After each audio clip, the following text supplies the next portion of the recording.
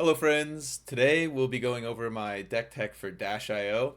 This is pre-hunted season, so I'm sure that there will be some changes in the meta to come, but I believe that in an aggressive slanted meta, Dash.io is going to be one of the best heroes to take advantage of any races that you're going to find yourself in with Syndras or Auroras, or even depending on how aggressive this Fang list looks, it's looking like it might be pretty good into that as well. So first of all, why are we playing Dash.io? In my opinion, it's the fastest aggro deck that you could be playing right now. We'll see about Syndra, but so far in my testing, I have been able to be a turn or two ahead of her every single game. We'll see what it looks like whenever people kind of figure out the hero a little bit more. I love the fact that Dash.io is able to really load damage onto specific turns, and it's not just a consistent, 15 to 20. It's more of a one turn, two turn, 35 plus damage. And that's just so hard for any of the mid range matchups like Xin or the Warriors to keep up with. I always like, whenever I'm building a deck, to go into it with a mindset of what is the function of this deck going to be. So with this deck, we're going to have the function of the deck is to load as much damage onto two turns as possible. We're not looking to average out into just having an average game throughout turn to turn. We're looking to have two really big turns. The way that we're going to do this is with the three pillars of Dash.io in this deck. First, we're going to resolve at least one maximum velocity. That's 10 damage. That's a lot. Probably 12 damage coming up at you, and probably a boom grenade behind it. So that's just a lot of value off of one card right there. Second thing that I really want to be doing every single game is attacking with the Hinabi Blaster twice. And the third pillar for Dash.io is to play an item off the top on each of our turns. The fact that we have starting 36 HP is kind of a bad thing, but at the end of the day, we have cards to really come up with the difference there. So first we'll go through the equipment together. Bracers of Belief. So this is a contentious point here. You could either be running Goliath Gauntlets or Braces of Belief. I had never seen this card before, even as someone who has played Arcane Rising Limited in the past. I've still had no idea what this card was until I saw Tyra Horsepool playing this, and I was thinking about what was his reasoning behind this, and he said that it's just objectively correct to play Bracers of Belief. You know the top card of your deck all the time, so you're able to always get the red whenever you want. Not only that, but it also can put one of your 0 for 3 boost cards at a breakpoint, which is really good. I believe that, it's really good that it's not only hitting 2-cost things like Goliath Gauntlets, but at the same time, I really only want to be hitting 2-cost things with the Goliath Gauntlets. Making a 4 attack into a 6 attack isn't really that much of a difference, and then making a 3 into a 5 is very good, but it does limit our possibility of Pulse Wave Harpoon, because if we're able to, it just pretty much means that we have to break the chain. A really good thing that I like doing with Goliath Gauntlet is being able to go break Goliath Gauntlet, boost, play a heist for 7, play a Pulse Wave Harpoon. And then at that point, you heisted for 7 and you Pulse Wave Harpoon, and you never had to break the chain. So you took a card from their hand, and you probably took 2 cards from their hand with the heist as well. So I think that the fact that it has to break the chain, and also there are times where it's your last card, and you really need the extra points of damage, and it just isn't gonna, it literally does nothing. You have no more ways to, manipulate the top of your deck. So you have a blue on the top of your deck, and it does literally nothing. So I think that there are times where Bracers of Belief is not objectively correct, but I do like it better than Goliath Gauntlets for the ability to make our 0 for 3s into breakpoints as well. Next up, we have Crown of Providence here. It negates their first CNC. It blocks for 2, and you get to know what card you're drawing off the top. It searches for more items. What more do I need to say? This card's great. It does everything that our game plan wants to be doing. Hinabi Blaster, as I said earlier, this is one of the pillars of the deck. One cool thing about Hinabi Blaster is you don't need to boost 3 times to get the Steam counter on this card. You only need to play through 3 cards with boost. So that way you're able to preserve some deck density in the matchups that you really need it, like New or any Assassin really. And you don't need to get rid of that last card. Unless you really want to and you're attacking with it the next turn. Another thing that I like to do with this card is usually I don't attack with it until it has 3 steam counters on it. I just like to have that one extra buffer steam counter so that at the end of the game I can go boost, boost, boost, bang, and then shotgun them for 5 overpower. Really like that about the card. And yeah, I think that this is just really good versus most fatigue matchups, which pretty much every deck versus us is a fatigue matchup. Next up, we have the Heavy Industry Gear Shift. This is a newer item out of the Dash.io deck that came out. It just pairs extremely well with the best card in our deck, Cerebellum Processor. It is a 1-block Battle Worn, so we get to do that, and then we also get to cheat action points to draw a card later. It's an automatic 0 for 5, or it's a 5-card. It's a 5-point card that is starting in your equipment zone. That's great. Speaking of things that start in play and sit in play, our Teklo Foundry Heart here. This has been a staple in mech since the beginning. It enables almost every single max V turn. It allows your blues to pitch for 4. It blocks for 3 total, and it's sip sip. There's a reason why they don't print sip sips anymore. This just allows us to have all of the degenerate turns that we're looking for, and it really makes the deck hum with the amount of pitch that we need. With 15 blues in the deck, we really don't need that many blues because every single one of them pitches for 4. So good. Backup Protocol Red. Now we're going into the main deck here, and so this card has a lot of weird implications about it. So it could be a 4-cost max V, or 5 if you're playing it off the top. It could be a 2-cost 0 boost, so at the end of the game it's like, oh, I block with every card, and then I keep this yellow or blue in my hand, and I just have a 0 to 60 to come at you. So that's really good about it, and you can still possibly play a card off the top of the deck. It's a crank item, so it lets you cheat action points, which is exactly what we're trying to do. One neat little trick about this card is, say you're playing against a Mystic hero, you're able to play this off the top at instant speed. If they're playing the Chi card that banishes a card from your graveyard, usually they're going to hit maximum velocity 0 to 60 or pulse wave. Those are the 3 correct options every single time. So they'll be hitting one of those 3 red cards. So you play this off the top at instant speed, and then you wait for them to target it, and you fizzle their chi, because you just buy back whatever card they targeted, and their chi fizzles, they don't get it. Very good. Another good thing about this card is if you're playing a Prism or like even Enigma, they're playing a lot of Phantasm attacks nowadays. This just is a maximum velocity in your graveyard to pop any Phantasm. They'll never be able to hit you with any of their Heralds just because you block with a max V at the beginning, and then you get a Protocol, you buy back the max V, block a Herald, and then they're just, it makes it a very good matchup for us. Next up in the item slot, we have Boom Grenade. This card here is really the reason why we're playing this deck. The first red Boom Grenade that hits invalidates our life total difference that we started the game with. And every one after that as well just continues the train going, and is the reason why we are so fast. Because if someone is saying no blocks to us, and we're boom grenading off the top every turn, and we're cheating action points, and we're shooting them with the Hinabi Blaster, then no one can match that amount of output in the game. There's not a single hero that can. Expedite here. This is honestly one of the first cards that's on the chopping block for leaving the deck. We're just really looking for some more good 0 for 4s. This is only a 0 for 3. The reason why it's there is because it costs 0, it boosts, and the on-hit can be relevant. It does allow you to cheat action points, which is good, but honestly, most of the time, I'm not really expecting this to hit, and I'm not really preparing for, like, this to be something good to, like, get some action points out. I just think that it's the best 0 for 3 boost card that there is.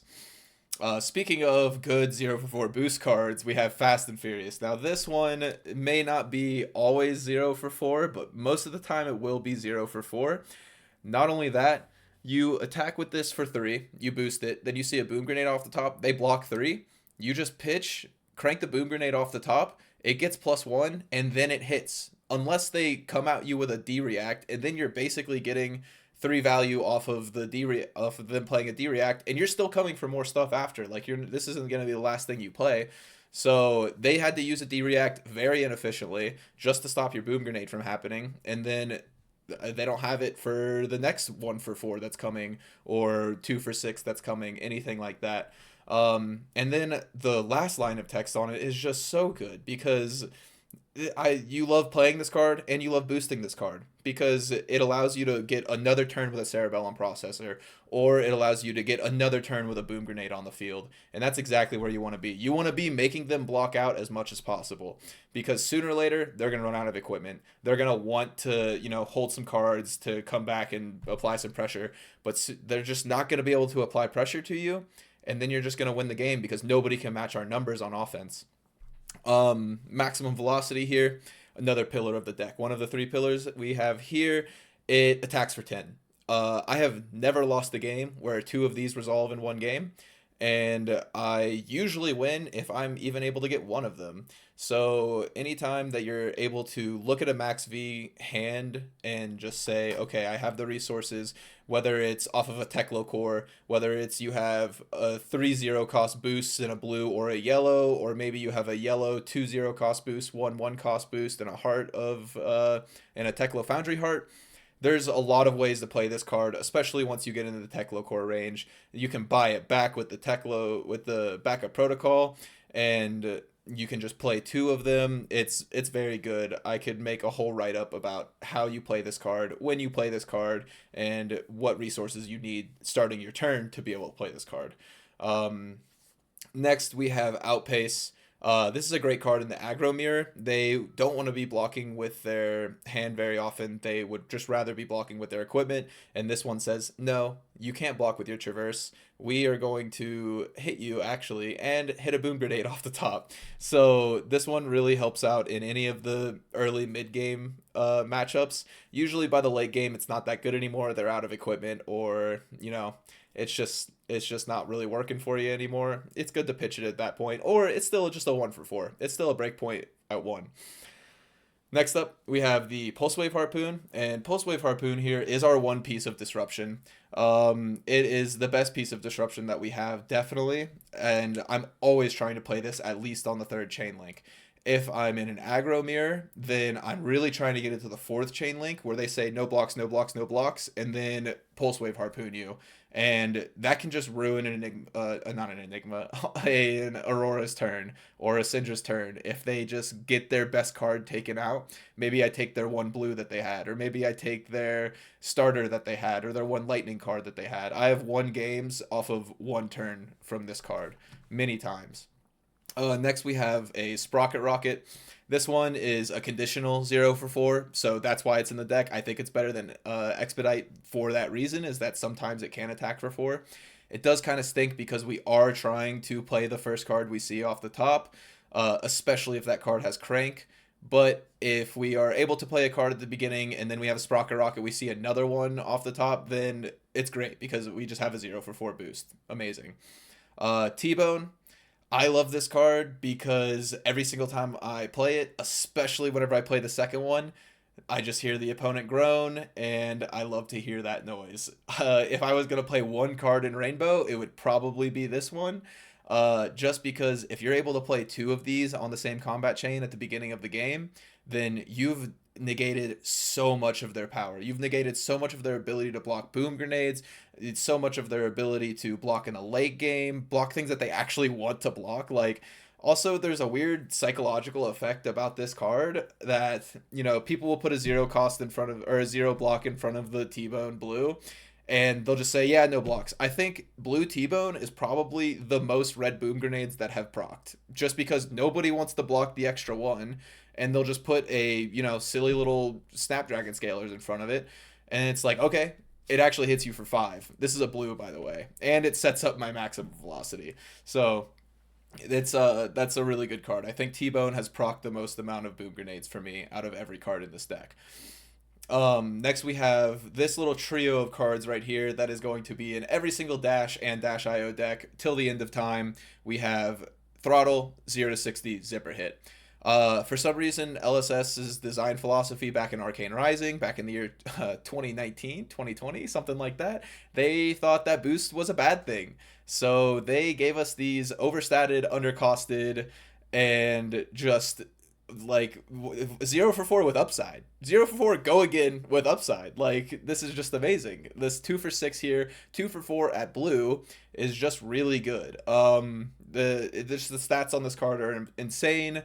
uh and I think that for zipper hit specifically, I really like that card because it attacks for 5.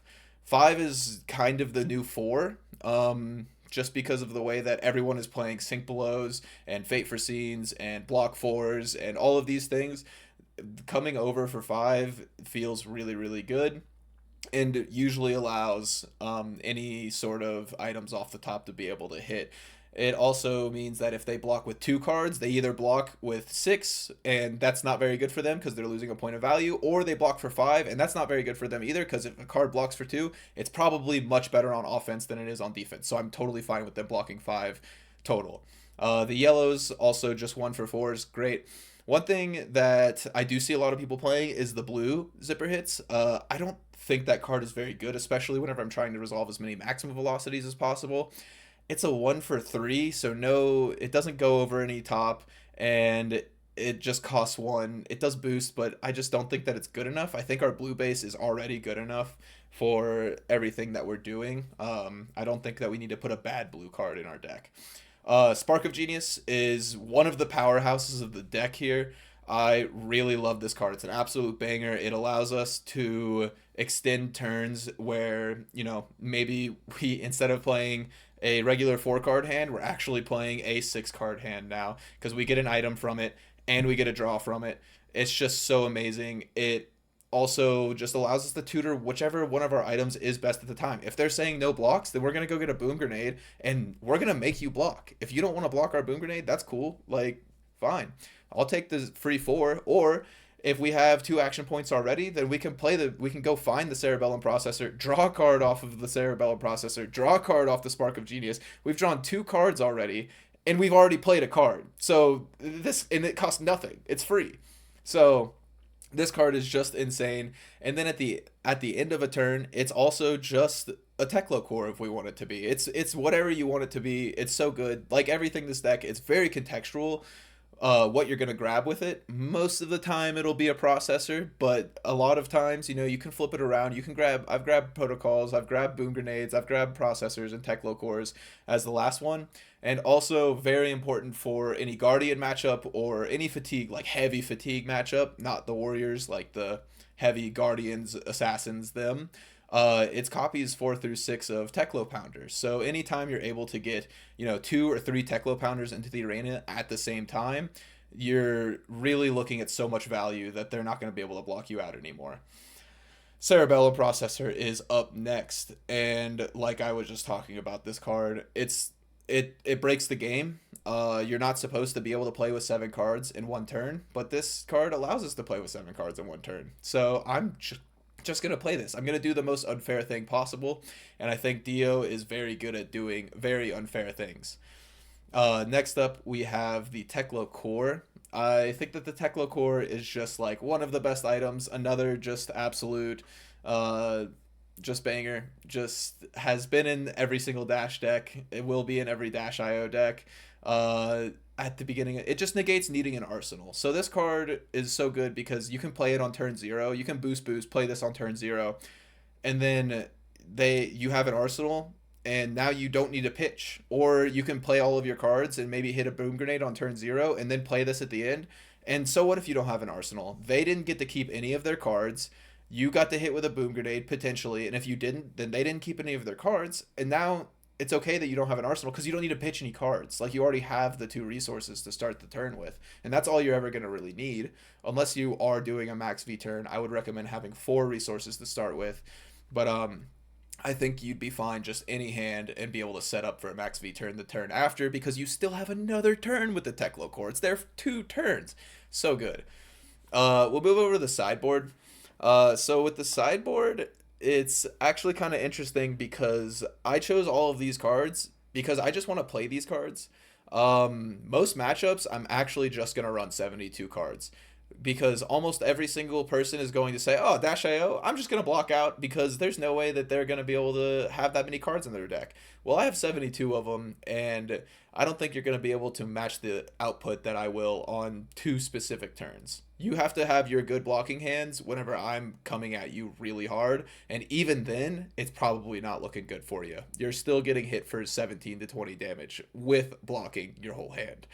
Um, so other than the Mirror, Syndra, Aurora, and potentially Viscerai, just because of how many two blocks they run and how aggressively slanted they are, it's more of a read on the Viscerai if they're going to be like a mid-range blocky or if they're going to be super aggressive. I feel like most are very aggressive right now. But I'll be running this 60 into the Mirror, Aurora, and Syndra, and also potentially Viscerai. But other than that, I'm running 72 into everybody else. Pretty easy. As you can see here, there's no class hosers. There's no like signal jammer that really only hits like Mech and Runeblade because it only hits two people. I really want all of my cards to be playable and be fine in every single matchup. So that's why this is what the sideboard looks like. So we'll start off with each card in the sideboard now, and we'll talk about BIOS update.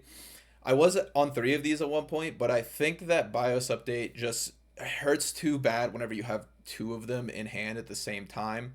Because if you have like, I've drawn hands with like item to BIOS update max V, and I literally can't do anything. It's just like, okay, set up, play an item, pitch max V or something, and try to like get out of this situation and just pass with presenting zero damage.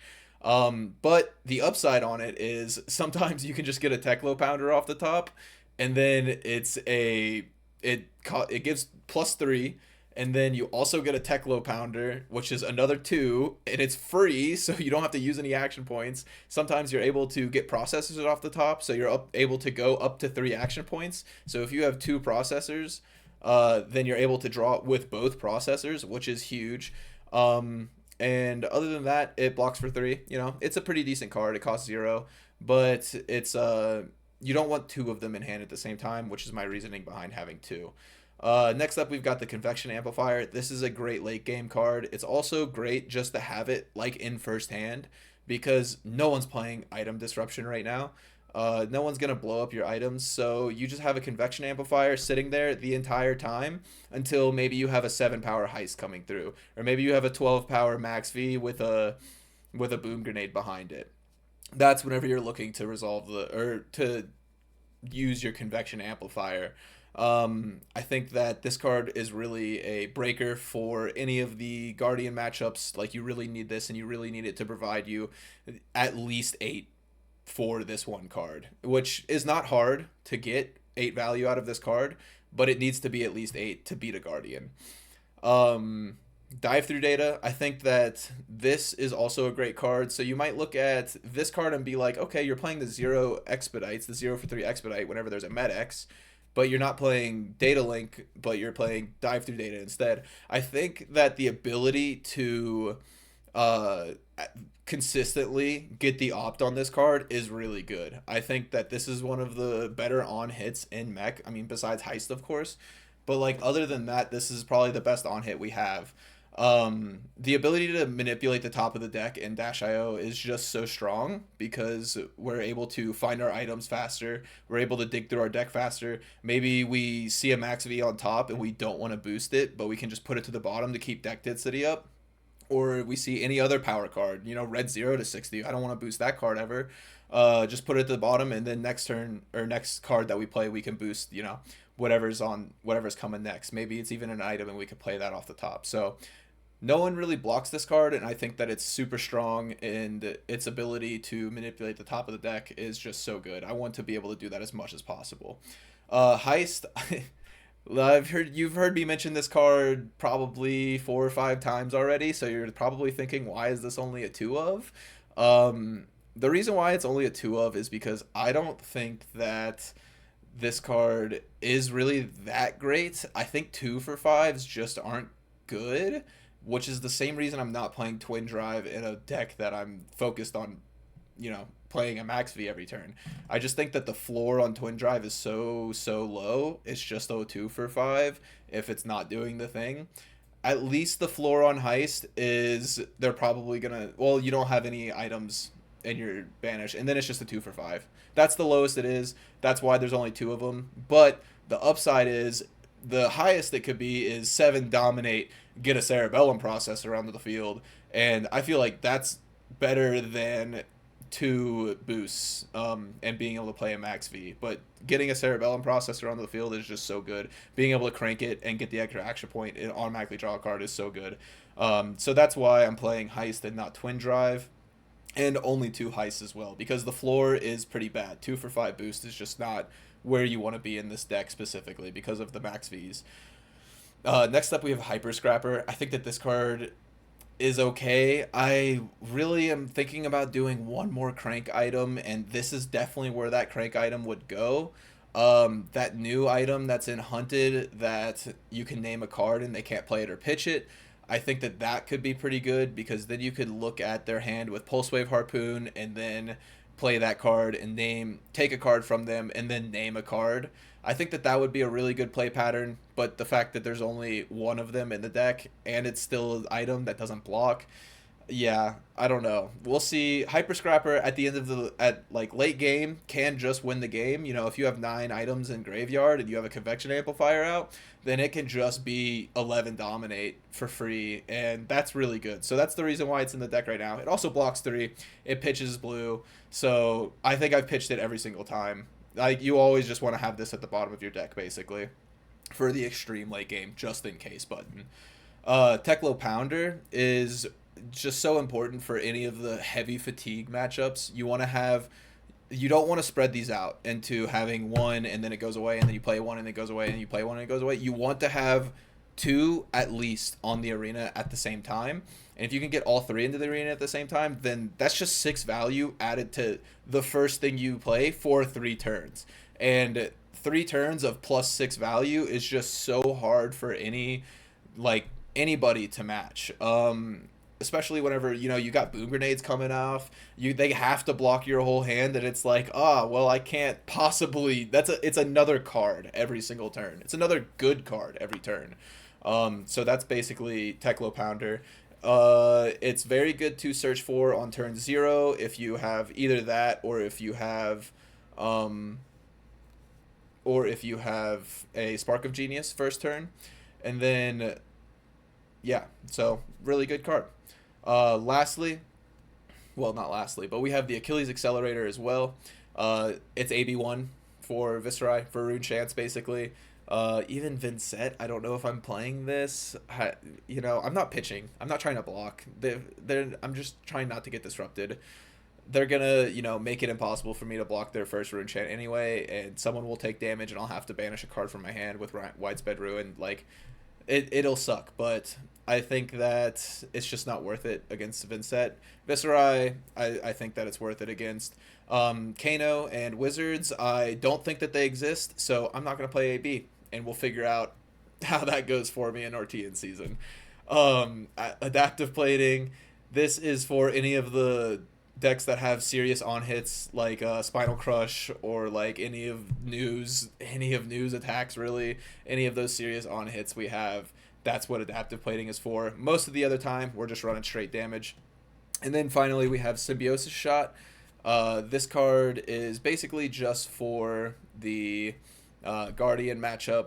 This is specifically so that we're not going to boost 3 times a turn consistently. We're definitely not going to boost 3 times in 4 turns to get to get 2 counters on our Hanabi Blaster, or get 4 counters on the Hanabi Blaster. So we're just going to run Symbiosis Shot. We're going to play slow. We're going to play items off the top, shoot you for 2. Teklo Core, item off the top, shoot you for 2. Try to set up one big turn where they can't block you, and then try to finish out that last value at the end there. But yeah, this is my Dash.io deck tech for what I'm going to be bringing to RTNs.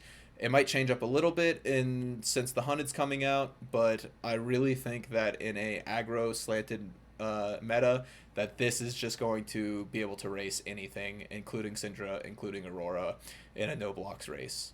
So yeah, thank you everyone who watched this video, and like and subscribe. I'm planning on making some more videos anytime soon, and maybe doing some streams as well. But yeah, be nice to each other, spread some love, and have a great day.